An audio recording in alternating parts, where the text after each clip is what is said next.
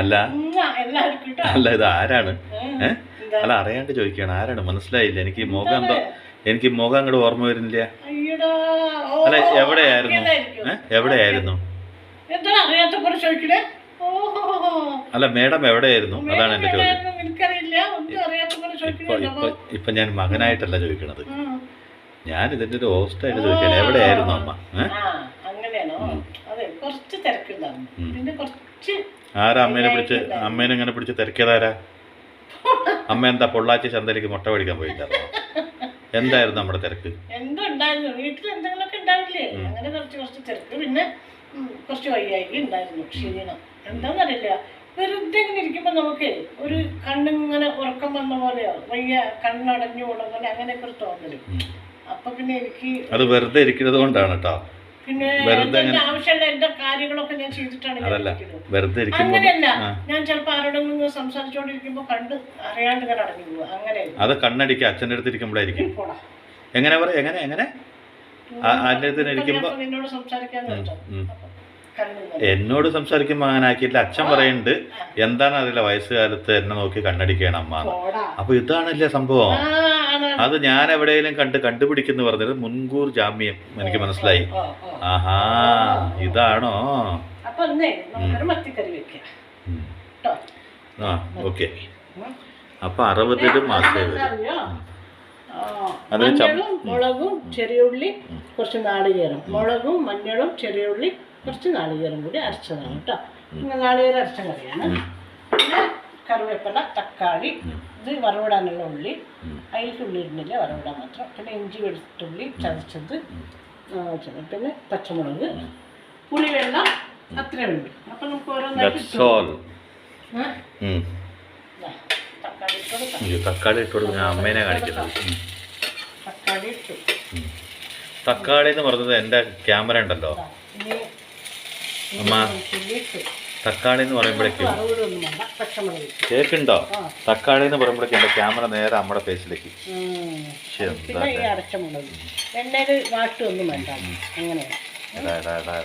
ഈ പുകഴ്ത്തി പച്ചലൊക്കെ ഞാൻ എത്രയോ കേട്ട് മടുത്തതാണ് പോലെ. ആവശ്യങ്ങൾക്ക് വേണ്ടി മാത്രം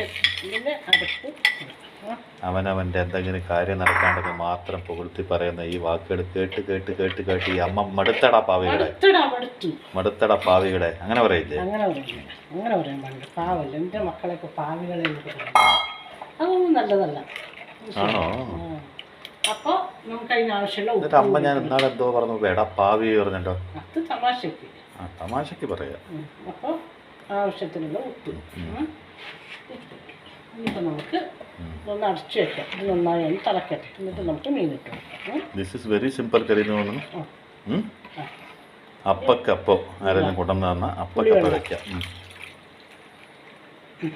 പുളിവെള്ളം കൂടി വെച്ചിട്ട് നമുക്കിത് അടച്ചു വെക്കാം.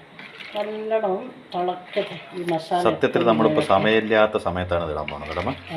ഇന്ന് കൃത്യമായിട്ട് നമ്മൾ എന്നും പിടിക്കുമ്പോൾ എർലി മോർണിംഗ് വെച്ച് ഒരു കറി വെച്ച് അങ്ങനെയുള്ള വീഡിയോ ഒന്നല്ല. നമ്മളിന്ന് ഒരുപാട് വൈകിട്ടാണ്. അതായത് രാവിലെ തന്നെ, പക്ഷെ എന്നാലും എന്നത്തെ പോലെ ഒരുപാട് അത്രയും നേരത്തെ അല്ലല്ലോ, അതാണ് പറഞ്ഞത്. അപ്പോൾ എന്തായാലും കുറേ ദിവസമായ സ്ഥിതിക്ക് എന്തൊക്കെ സംഭവിച്ചിട്ട് നമ്മുടെ ബുദ്ധിക്ക് ഞാനൊന്ന് ആലോചിച്ച് നോക്കട്ടെ കേട്ടോ. ഫസ്റ്റ് ചോദ്യം, നമ്മുടെയൊക്കെ അല്ല ഞാൻ വെറുതെ ഒരു ചോദ്യം ചോദിക്കുക, എന്താണ് അമ്മയ്ക്ക് അമ്പടാ ഒരു ഊർജ്ജക്കുറവും ഇല്ല കേട്ടോ. ഇതിന് കണ്ണടഞ്ഞു പോയതൊന്നല്ല, അച്ഛനെ കണ്ട് കണ്ണടച്ച് തന്നെയാണ്. വെറുതെ പറയാ കണ്ണടഞ്ഞു പോയി. ഇപ്പോഴല്ലേ എനിക്ക് സത്യം പിടി കിട്ടിയത്. പിന്നെ ചോദിക്കുന്ന ആദ്യത്തെ ചോദ്യം, മനുഷ്യരെല്ലാം ജീവിച്ചിരിക്കുമ്പോൾ ഒരു കല്ലറ കാണും എന്ന് വെച്ചാൽ ജീവിച്ചിരിക്കുന്ന മനുഷ്യർ കല്ലറ കാണും, നമ്മൾ കാണില്ല. ജീവിച്ചിരിക്കുന്ന മനുഷ്യരെല്ലാം നമ്മളൊക്കെ എന്ന് പറഞ്ഞാൽ ഓരോരുത്തർ പോയിക്കൊടുക്കുക, അവൻ്റെ കല്ലറ കാണും അല്ലേ? അപ്പോൾ ഏതോ ഒരു മഹാജ്ഞാനി പറഞ്ഞിട്ടുണ്ട് കേട്ടോ, മനസ്സൊരു കല്ലറയാണെന്ന്. എന്തുകൊണ്ടാണ് മനസ്സൊരു കല്ലറയാണെന്ന് പറയണത്? മനുഷ്യ ഹൃദയം ഒരു കല്ലറയാണ്.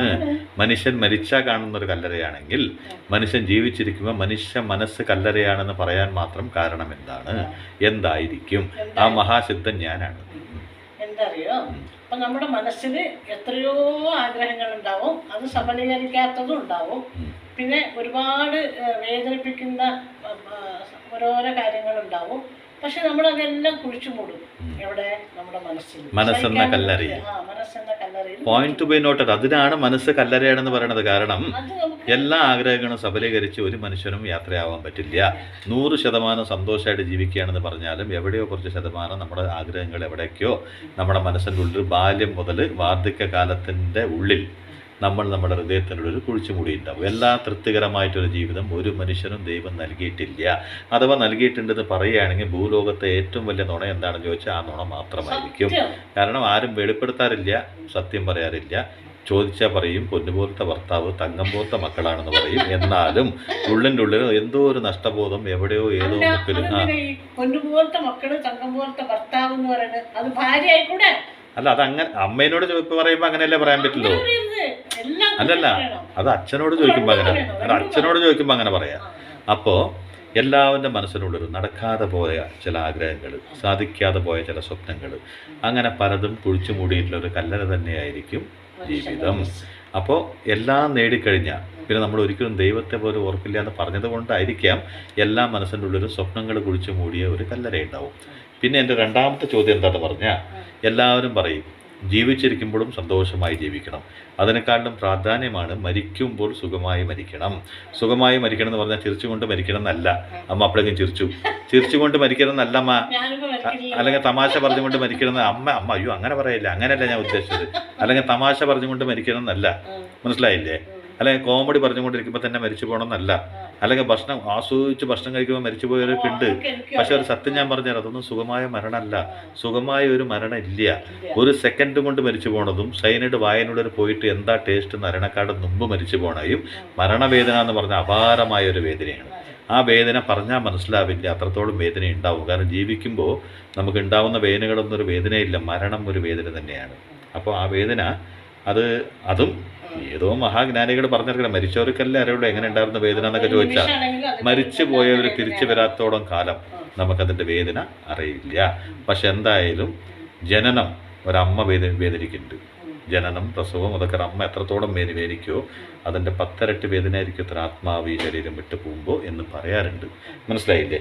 അപ്പോൾ എന്താണ് സുഖമായ മരണം എന്ന് വെച്ചാൽ? കടന്നുറങ്ങുമ്പോൾ മരിച്ചാലും, ഇരിക്കുമ്പോൾ മരിച്ചാലും, കുളിക്കുമ്പോൾ മരിച്ചാലും, ഭക്ഷണം കഴിച്ചുകൊണ്ടിരിക്കുമ്പോൾ മരിച്ചാലും, കഥ പറഞ്ഞുകൊണ്ടിരിക്കുമ്പോൾ മരിച്ചാലും, എന്തിന് കല്യാണം കഴിച്ചുകൊണ്ടിരിക്കുമ്പോൾ മരിച്ചാലും, എങ്ങനെ വേണേലും മരിക്കാൻ. മനുഷ്യൻ എപ്പം മരിക്കുമെന്ന് പറയാൻ പറ്റില്ല. അതൊന്നും സുഖമായ മരണം അല്ലെങ്കിൽ പിന്നെ എന്താണ് ഈ സുഖമായ മരണം? സുഖമായ മരണം എന്ന് പറയുന്നത് എന്തിനറിയോ? നമ്മള് വാർദ്ധക്യത്തിലേക്ക് പോയില്ലേ, നമ്മളൊക്കെ ഇല്ലേ, ഇപ്പൊ ഞാനോ അച്ഛനൊക്കെ ഇല്ലേ, അതുപോലെ ആ സമയത്ത് നമ്മൾ ആരെയും ബുദ്ധിമുട്ടിക്കാണ്ട് നശിപ്പിക്കാണ്ട്. ഈ വാർദ്ധക്യക്ക് പോണ സമയത്ത് എങ്ങനെയാ നമുക്ക് ഒരാളിനെ ബുദ്ധിമുട്ടിക്കാൻ പറ്റുക? എന്താറിയോ, നമുക്ക് തന്നെ എണിച്ചടക്കാൻ പറ്റില്ല. പിന്നെ ഒരാളിനെ എങ്ങനെ ബുദ്ധിമുട്ടിക്കുക? പല അസുഖങ്ങൾ ഉണ്ടാവും. അപ്പൊ നമ്മൾ വയ്യാതെ കിടക്കും പറയുന്നതാണ്. അപ്പോ കുറെ നാൾ കിടക്കുമ്പോ അവര് നമുക്ക് വേണ്ടിയിട്ട് എന്തൊക്കെ ബുദ്ധിമുട്ടുകൾ സഹിക്കണം, അത് അവരെ ബുദ്ധിമുട്ടിപ്പിക്കലാണ് സത്യത്തിൽ. അപ്പൊ അങ്ങനെ ഒന്നും ആരെയും ബുദ്ധിമുട്ടിക്കാണ്ട് ആരെയും വെറുപ്പിക്കാതെ മരിക്കണേ എന്നുള്ളതാണ് നമ്മുടെ സുഖമായ മരണം എന്ന് പറയുന്നത്. അല്ലാണ്ട് സുഖമായി ഇങ്ങനെ അങ്ങനെയല്ല. നമ്മൾ നന്നായി ചിരിച്ചും കളിച്ചും സംസാരിച്ചുകൊണ്ടിരിക്കുമ്പോൾ തന്നെ ഒരു ദിവസം ഒന്നും കിടക്കാതെ ഒരു മരണമൊക്കെ കിട്ടിയില്ല. ഇനിയിപ്പോൾ 1-2 ദിവസം അങ്ങനെ കിടന്നാലും കുഴപ്പമില്ല. ഈ മാസങ്ങളോളം വർഷങ്ങളോളൊക്കെ കിടക്കാണ്ട് മരിക്കില്ലേ, അതാണ് സുഖമായ മരണം. അതായത് സുഖമായ മരണം മരിക്കുന്നവർക്കല്ല, ഉള്ളവർക്കും കൂടി. ഇപ്പം മക്കളാണ് നിങ്ങൾ നോക്കും. ഇനിയിപ്പം നിങ്ങൾക്ക് നോക്കാൻ വയ്യില്ലെങ്കിൽ വല്ല ഹോം നഴ്സിനെ നിർത്തും, അല്ലെങ്കിൽ ആരെങ്കിലുമൊക്കെ നോക്കും. പക്ഷെ അത് ശരിക്കും പറഞ്ഞിട്ടുണ്ടെങ്കിൽ ഒരു ബുദ്ധിമുട്ടിക്കലാണ്. അപ്പം അതാണ് നമുക്ക് ബുദ്ധിമുട്ടിക്കാതെ ഭഗവാനെ കൊണ്ടുപോകണമെന്നുള്ളത്. മനസ്സിലായോ? എന്ന് വെച്ചാൽ എനിക്ക് മനസ്സിലായത് എങ്ങനെയാണെന്ന് പറഞ്ഞാൽ ഞാനൊന്ന് പറയട്ടെ. എൻ്റെ മനസ്സിലാക്കുന്നത് ഞാൻ പറയട്ടെ. ചിലപ്പോൾ ശരിയാവാം, ചിലപ്പോൾ തെറ്റാവാം. നമ്മൾ ജീവിച്ചിരിക്കുമ്പോൾ നമ്മുടെ കുറേ വിട്ടുപിരിയാൻ പറ്റാത്ത ബന്ധങ്ങളുണ്ട്. ആ ബന്ധങ്ങളുടെ മനസ്സുകളിൽ നിന്ന് നമ്മൾ മാഞ്ഞു പോകാനേക്കാളും മുമ്പ് എന്ന് വെച്ചാൽ നമ്മളൊക്കെ ഒരു മനസ്സിലും മാഞ്ഞു പോകാതിരിക്കട്ടെ. ആ മാഞ്ഞു പോണത് എപ്പോഴാണ്? നമ്മൾ വെറുത്ത് പോകുമ്പോഴാണ്. കാരണം ഒരുപാട് കാലം, ഇപ്പം ഞാൻ പറയില്ലേ 101 വർഷം ജീവിക്കൂ, 105 വർഷം ജീവിക്കൂ എന്നൊക്കെ പറയില്ലേ? സത്യമായിട്ടും ജീവിക്കരുത്. അഥവാ ജീവിക്കുകയാണെങ്കിൽ സംസാരിക്കാൻ കഴിവുണ്ടാവണം, കേൾക്കാൻ കഴിവുണ്ടാവണം, നടക്കാൻ കഴിവുണ്ടാവണം, അവനവൻ്റെ കാര്യങ്ങൾ ചെയ്യാൻ കഴിവുണ്ടാവണം. എന്നാൽ മാത്രം അത്ര ആയുസ് വരെ ജീവിക്കുക. അല്ലെങ്കിൽ അത് ശാപാണ്, വരല്ല. മനസ്സിലായില്ലേ? അപ്പോൾ ഒരുപാട് കാലം വയ്യാതെ അമ്മ ഈ പറഞ്ഞ പോലെ കടക്കേപ്പായലൊക്കെ കിടന്ന് നമ്മൾ ബുദ്ധിമുട്ടി നരകിച്ചിരിക്കുമ്പോൾ പെട്ടെന്ന് എന്തെങ്കിലും ആയോ ഒന്ന് കണ്ണടഞ്ഞ പോലെയൊക്കെ ആവും, മരിക്കില്ല. അപ്പോൾ മക്കളത് കണ്ട് മക്കൾ പറയും, മക്കൾക്ക് മനസ്സിൽ നിന്ന് അങ്ങോട്ട് ആ ഒരു ദുഃഖമൊക്കെ അങ്ങോട്ട് മാഞ്ഞു പോയിട്ട് മരണത്തെ കാത്തിരിക്കും. അപ്പോൾ മനസ്സിൽ നിന്ന് ആ മമകാരം മാഞ്ഞു പോവുകയാണ്. അപ്പോൾ എല്ലാവരും, ഈ മക്കൾ മാത്രമല്ല ചുറ്റുള്ള ബന്ധുക്കൾ മുഴുവൻ പറയും, ഇങ്ങനെ കടന്ന് നരകിക്കാതെ ഒന്ന് പോവായിരുന്നില്ലേ, എന്ത് പാവം ചെയ്തിട്ടാണ് അവനോ അവളോ ഇങ്ങനെ കിടക്കുന്നതെന്ന് പറയും. അപ്പോൾ ജനഹൃദയങ്ങളിൽ നിന്നും മനസ്സിൽ നിന്നും വെറുപ്പോടെ അല്ലെങ്കിൽ ചേ എന്ന് പറയിക്കുന്നതിനേക്കാളും മുമ്പുള്ള മരണം, മനസ്സിൽ നിന്നും മാഞ്ഞു പോണക്കാളും മുമ്പ് മരണം സംഭവിക്കുക എന്നുള്ളതാണ് സുഖമായ മരണം. എന്ന് വെച്ചാൽ മരണത്തിന് ഒരു സുഖമില്ല, പക്ഷെ ജീവിച്ചിരിക്കുന്നവർക്ക് സുഖം കൊടുത്തു പോകുക എന്നുള്ളതാണ് സത്യത്തിൽ അങ്ങനെ ഒരു മരണം. ഞാനൊക്കെ അമ്മയൊക്കെ അല്ലെങ്കിൽ ഞങ്ങളുടെ കുടുംബമൊക്കെ ഒരുപാട് പേരങ്ങനെ കണ്ടിട്ടുണ്ട്. ഒരുപാട് പ്രൗഢിയിൽ ജീവിച്ച ആൾക്കാരൊക്കെ ഒരുപാട് വർഷം കഴിഞ്ഞ് കിടക്കപ്പയറാവുമ്പോൾ എല്ലാവരും പറയും, എന്തിനാ ഇങ്ങനെ കിടക്കണത് പറയും. ആ കിടക്കുന്നവൻ അതൊക്കെ കേൾക്കുന്നുണ്ടാവും, ആ കിടക്കുന്ന വ്യക്തി അതൊക്കെ കേൾക്കുന്നുണ്ടാവും. ആ മനോവിഷമം അവരും സഹിച്ച് മറ്റുള്ളവർക്കും കൊടുത്ത് ബുദ്ധിമുട്ടിയുള്ള മരണം ഉണ്ടല്ലോ, അതാണ് ബുദ്ധിമുട്ട് പിടിച്ച മരണം. അപ്പോൾ സുഖമായ മരണം എന്ന് പറഞ്ഞാൽ ബാക്കിയുള്ളവർക്കൊരു സന്തോഷം നൽകിയിട്ട് നമ്മൾ പോവാന്നുണ്ടതിന് വിധി ദൈവം തരണേ പടച്ചോനെ എന്നുള്ള പ്രാർത്ഥനയാണ്, പരമശിവനെ എന്നുള്ള പ്രാർത്ഥനയാണ്, കർത്താവയെ എന്നുള്ള വിളിയാണ് സുഖമായ മരണം. സ്വയബുദ്ധിയുള്ളപ്പോൾ നിങ്ങൾ തരുന്ന ഗംഗാജലമായിക്കോട്ടെ, നിങ്ങളുടെ അടുത്ത് വന്ന് മേടിക്കുന്ന അനുഗ്രഹമായിക്കോട്ടെ, ജീവിച്ചിരിക്കുമ്പോൾ മേടിക്കാൻ മറന്നുപോയിട്ടുണ്ടെങ്കിൽ മരിക്കുമ്പോൾ പുണ്യം കിട്ടുന്ന വന്നിട്ട് മേടിച്ചാലും ശരി, അതൊക്കെ നൽകിയും തന്നും ഒക്കെ പോണത് തന്നെയാണ്. അത് വാർദ്ധക്യകാലത്തിലുള്ളവർക്ക് മാത്രമല്ല, നമുക്കൊക്കെ എന്തെങ്കിലും ഇനി നമുക്ക് നമ്മളെ കൊണ്ടൊന്നും ചെയ്യാൻ പറ്റില്ല എന്നുള്ളൊരു അവസ്ഥ വരുമ്പോൾ ഓരോ വ്യക്തികൾക്കും ആ യമൻ എന്ന് പറഞ്ഞൊരു സംഭവം ഉണ്ടല്ലോ, മൂപ്പൻ ഇങ്ങോട്ട് അയച്ചിട്ട് ആൾക്കാരെ ഇങ്ങോട്ട് കൊണ്ടുപോകുക, ആരും ബുദ്ധിമുട്ടിക്കാതിരിക്കുക. എന്താ വല്ല തെറ്റുണ്ടോ? അപ്പം നമ്മൾ ഇപ്പം അടുത്ത ചോദ്യമാണ് കേട്ടോ. അടുത്ത ചോദ്യം നമുക്ക് കൃത്യമായിട്ട് പറഞ്ഞേ പറ്റൂ. ഇപ്പോൾ ഒരു വ്യക്തി മരിച്ച ഏറ്റവും കൂടുതൽ ദുഃഖം അനുഭവിക്കുന്നത് ആരാണ് എന്നുള്ളൊരു ചോദ്യമാണ്. ഇപ്പോൾ ആരെങ്കിലും ആവട്ടെ, ഇപ്പോൾ നമ്മൾ മരിക്കുകയാണ്. അപ്പോൾ നമ്മൾ മരിക്കണ സമയത്ത് ഈ ലോകത്ത് അമ്മയുണ്ടാവും, അച്ഛനുണ്ടാവും. അച്ഛന് മരണം സംഭവിക്കുക, അമ്മയ്ക്ക് മരണം സംഭവിക്കുക, മക്കൾക്ക് മരണം സംഭവിക്കുക, ആർക്ക് വേണമെങ്കിലും സംഭവിക്കുക. അപ്പോൾ എന്താണ് ഈ മരണം അങ്ങനെ തെറ്റിദ്ധരിക്കരുത്. ഇതൊരു പോസിറ്റീവ് വൈബ് ഉണ്ട്, അത് കേട്ട് നോക്കൂ. അതിലൊരു സ്നേഹമുണ്ട്, ഒരു ബന്ധമുണ്ട്. ആർക്കാണ് ഏറ്റവും കൂടുതൽ വിഷമം ഉണ്ടാവുക എന്ന് വെച്ചാൽ, ഒരു 60 വയസ്സ് കഴിഞ്ഞ അല്ലെങ്കിൽ ഒരു 70 വയസ്സ് കഴിഞ്ഞ ഏതാണ്ട് മരിക്കാറായി എന്നൊക്കെ തോന്നുന്ന ഒരു വ്യക്തി, വേണ്ട അത്രയ്ക്ക് പറയണ്ട, അത് ഇത്തിരി മോശമാണ്. അത്രയ്ക്ക് അതൊന്നും പ്രായം എന്ന് പറയാറായിട്ടില്ല. അപ്പോൾ മനുഷ്യ ആയുസിൻ്റെ ഒരു പരിധി ഉണ്ടല്ലോ, നമ്മൾ അവിടേക്കൊക്കെ അത് എത്തിയിട്ട് അങ്ങോട്ട് പറയാം. ആ സമയത്ത് ഒരു മരണം സംഭവിക്കുക. ചെറുപ്പത്തിൽ സംഭവിക്കുമ്പോൾ ആർക്കാണ് ദുഃഖം എന്ന് ചോദിച്ചാൽ, ലോകത്തുള്ളവർക്ക് മുഴുവനും ദുഃഖമാണ്. എന്തിന്? അടുത്ത വീട്ടുകാരുടെ ദുഃഖമാണ്. എന്തിന്? നമ്മുടെ ശത്രുവിനടക്കം ദുഃഖം വരും. എന്തിനറിയോ? ഇത്രയും ചെറുപ്പത്തിൽ പോയല്ലോ എന്ന് പറഞ്ഞാൽ അത് ദുഃഖമാണ്. ഞാൻ ചോദിക്കുന്നത്, വാർദ്ധക്യകാലത്ത് അച്ഛനോ അമ്മയോ മരണപ്പെടുമ്പോൾ അതന്നെ ആയിക്കോട്ടെ, അങ്ങനെ മരണം അങ്ങനെയാണല്ലോ പറയാൻ പറ്റുള്ളൂ. വാർദ്ധക്യകാലം എന്ന് പറഞ്ഞാൽ അവരെയാണല്ലോ പറയാൻ പറ്റുള്ളൂ. അവർ മരണപ്പെടുമ്പോൾ ഏറ്റവും കൂടുതൽ ദുഃഖം അനുഭവിക്കുന്ന വ്യക്തി ആ വീട്ടിൽ മകനാണോ, മരുമകളാണോ, പേരക്കുട്ടികളാണോ, സഹോദരന്മാരാണോ, സഹോദരിമാരാണോ, അതോ വീട്ടിലെ പണിക്കാരിയാണോ, അയൽപ്പക്കത്തെ അമ്മൂമ്മയാണോ, ആരായിരിക്കും? അതോ പൂച്ചയാണോ, പട്ടിയാണോ നമ്മുടെ വീട്ടിലേക്ക് ഇടയ്ക്ക് വന്നു പോകുന്നതും നമ്മൾ വളർത്തുന്നതും അങ്ങനെയൊക്കെയാണോ? അതോ കട്ട് ചെയ്യുന്ന പിന്നെ എലിയാണോ? ഇതൊക്കെ ഞാൻ വെറുതെ ചോദിക്കുകയാണ്. ഞാൻ ആദ്യം ചോദിച്ചത് മാത്രമാണ് പോയിന്റ് ടു ബി നോട്ടഡ്. ആരാണ്? ആലോചനയിലാണ് കേട്ടോ. കിട്ടാത്തതുകൊണ്ട് ഇളക്കിയ മസാല വീണ്ടും ഇളക്കിക്കൊണ്ടിരിക്കുകയാണ്. അപ്പോ അങ്ങനെയാണെങ്കിൽ എന്താ അറിയോ, ഒരു ഭാര്യ മരിച്ച ഏറ്റവും കൂടുതൽ ദുഃഖം അനുഭവിക്കുന്നത് അവരുടെ ഭർത്താവാണ്. ഭർത്താവ് മരിച്ച ഭാര്യ. അത് എപ്പോ, ഏത് സ്റ്റേജിൽ, എങ്ങനെ? അതാണ് പറയുന്നത്. മക്കളൊക്കെ പ്രാപ്തരായിട്ടുണ്ടാവും. ഈ 60 വയസ്സെന്നൊക്കെ കഴിയുമ്പോൾ എല്ലാ മക്കളും ഒന്ന് പ്രാപ്തരായിട്ടുണ്ടാവും. അവർക്ക് കുടുംബം ഉണ്ടാവും. മക്കളൊക്കെ 60 വയസ്സാവുമ്പോ ഈ പറയണ അമ്മയ്ക്ക് എത്ര? 120 വയസ്സോ? മക്കൾക്ക് 60 വയസ്സല്ല, ആ അച്ഛനും അമ്മയ്ക്ക് 60 അങ്ങനെ മക്കള് പ്രാപ്തരായിട്ടുണ്ടാവും. അവർക്കൊരു കുടുംബം ഉണ്ടാവും, മക്കളുണ്ടാവും, ഭാര്യ ഉണ്ടാവും, കുടുംബമൊക്കെ ഉണ്ടാവും. അപ്പൊ അവരുടെ കുടുംബത്തെ നോക്കാനുള്ളതിൽ അവര് ഈ ദുഃഖമൊക്കെ മറക്കും. അമ്മ മരിച്ചു, അച്ഛൻ മരിച്ചു എന്നുള്ളൊരു ദുഃഖം എല്ലാവർക്കും ഉണ്ടാവും. ഭാര്യ മക്കളൊന്നും ഇല്ലാത്ത മക്കളൊക്കെ ആണെങ്കിൽ, ആരാണെങ്കിലും ഭാര്യയോ അല്ല ഭർത്താവ് ഇല്ലാത്തൊരു മകളോ അങ്ങനെയൊക്കെ ആണെങ്കിലും അവർക്ക് മുന്നോട്ട് ഒരുപാട് കിടക്കുന്നുണ്ട്. ഇതേപോലെ പ്രായമൊന്നും ആയിട്ടില്ലല്ലോ. അപ്പൊ അവർക്ക് പ്രതീക്ഷിക്കാൻ ഒരുപാട് കാര്യങ്ങൾ, സഞ്ചരിക്കാൻ ഇനിയും ഒരുപാട് ദൂരമുണ്ട്. പക്ഷേ ഒരു 60 വയസ്സ് 70 വയസ്സ് എന്നൊക്കെ പറയുമ്പോൾ അതിൽ ഒരാൾ നഷ്ടപ്പെട്ട, ഭാര്യയ്ക്ക് ഭർത്താവ് നഷ്ടപ്പെട്ടാലും ഭർത്താവിന് ഭാര്യ നഷ്ടപ്പെട്ടാലും അതാണ് ഏറ്റവും വലിയ നഷ്ടം. കാരണം ഇപ്പോൾ ഒരു ഭാര്യ, ഒരു വീട്ടിലൊരു അമ്മയും അച്ഛനും ഉണ്ട്, മക്കളൊക്കെ ഉണ്ടെന്ന് വെച്ചോ. അപ്പോൾ ആ അമ്മ മരിച്ചു എന്ന് വെച്ചോ. മരിച്ചു കഴിയുമ്പോൾ മക്കൾക്ക് കുറച്ച് ദിവസം ഒരു സങ്കടമൊക്കെ ഉണ്ടാവും.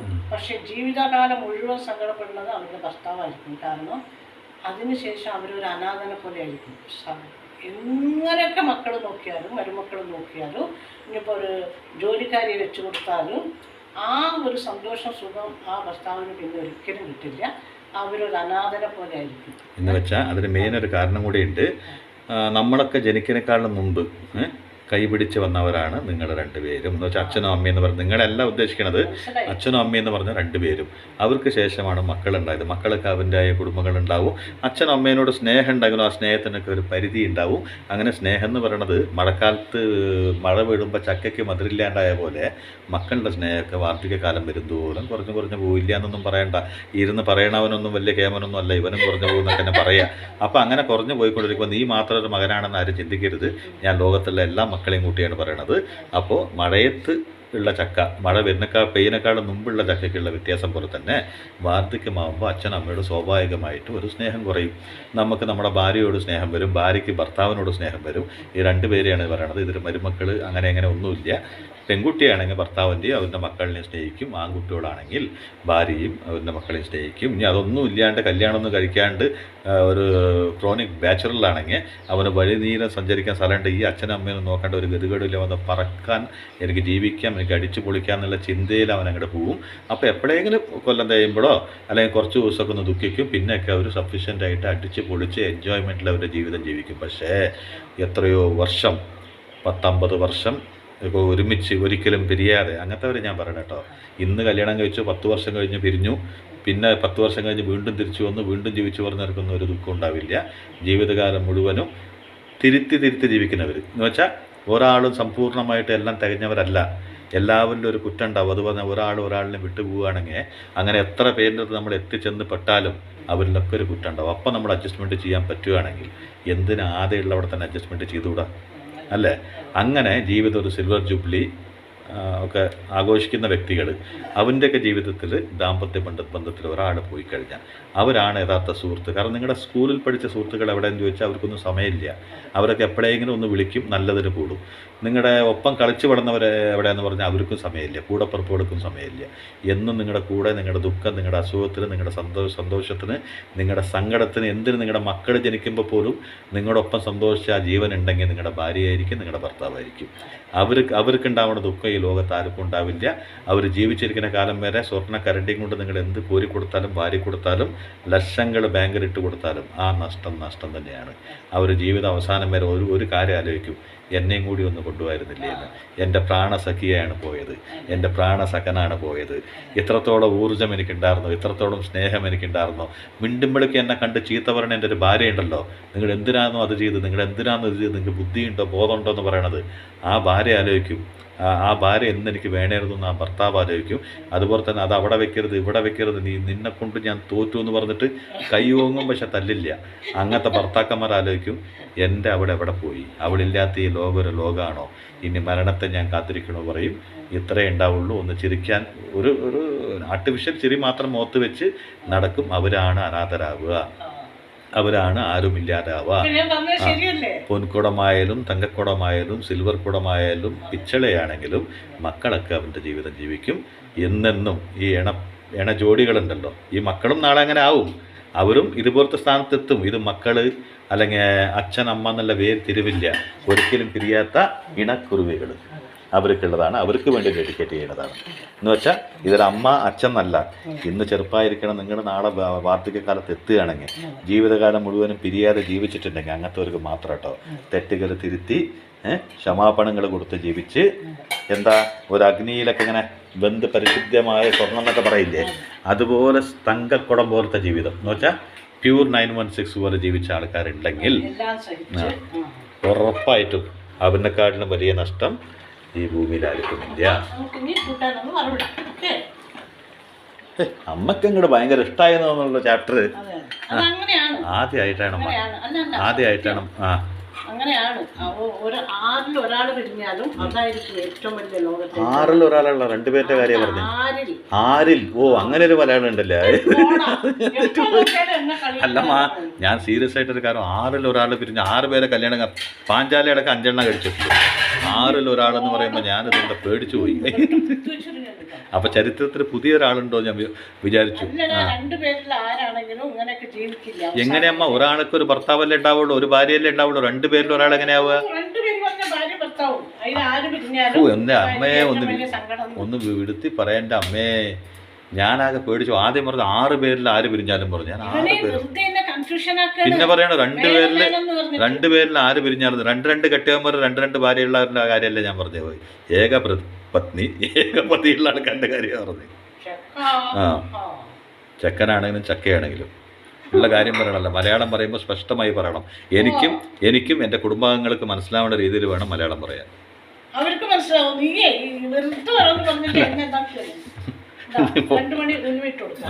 അത് 2 മണി അല്ലല്ലോ, കണ്ടമാന മണികൾ കാണാണ്ടല്ലോ.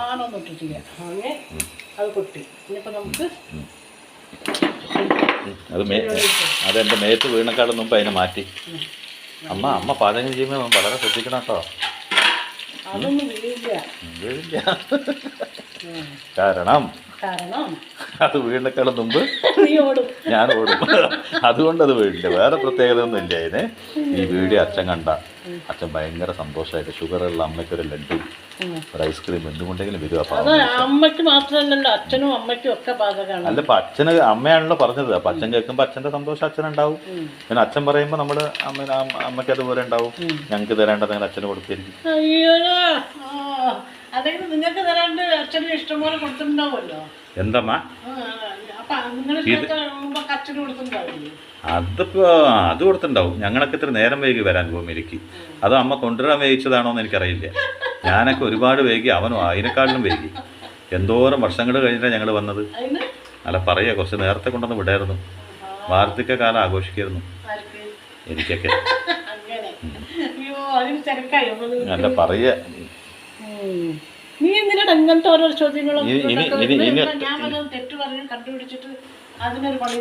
ഒരിക്കലും അമ്മ ഈ കാര്യത്തിൽ തെറ്റ് പറയില്ല എന്ന് എനിക്ക് നന്നായിട്ട് അറിയാം. അമ്മ എന്നെ എത്ര കാലമായി കാണാൻ തുടങ്ങിയിട്ട് അത്രേ കാലമായി ഞാൻ അമ്മേനെ കാണാൻ തുടങ്ങിയിട്ട്. എന്താ ഒരു വ്യത്യാസം എന്ന് പറഞ്ഞാൽ അമ്മ എന്നെ ഒരു 10-20 മിനിറ്റ് മുമ്പ് കണ്ടിട്ടുണ്ട്. ഞാനൊരു 10-20 മിനിറ്റ് വൈകിയിട്ടുണ്ട് അമ്മേനെ. ഇതാണ് ഇന്നത്തെ കറി. നല്ല ടേസ്റ്റാണ് കേട്ടോ. ഒരു വലിയ ബുദ്ധിമുട്ടൊന്നുമില്ല. അവസാനം ഒരു താളിച്ചൊഴിച്ചാൽ അതിൻ്റെ ഒരു മണം ഒരു പ്രത്യേകതയാണ്. ഇത്രയാണ്.